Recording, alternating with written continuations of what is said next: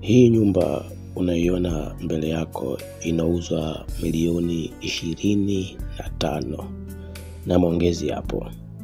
Hii nyumba unaiona mbele ya macho yako inauzwa milioni 25 na maongezi hapo. Na hapa ni Mwera, Hawaii. Ni nyumba ya kawaida sana. Hata ukinunua itakulazimu ufanye marekebisho madogo. Na mchanga huwa hapa kwa ajili ya ujenzi ambao mwenye nyumba alikuwa amedhamiria kuuendeleza.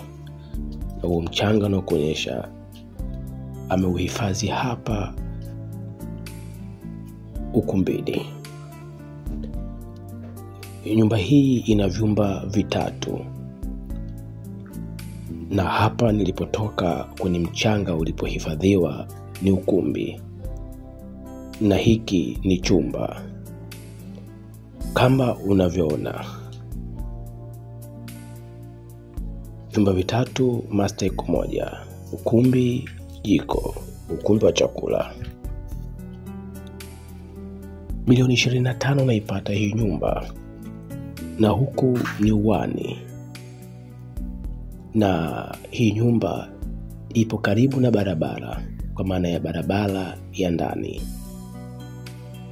Nafasi ya uani inatosha kabisa kuingiza gari kama unalo au kama unataka, kwa sababu nafasi hiyo ndogo ya mlango unaweza kuivunja na kuipanua na kuweka geti kubwa. Milioni 25 unaipata hii nyumba. Na hapa ni Mwera, Hawaii. Na nyumba ambayo ipo karibu na barabara ya ndani.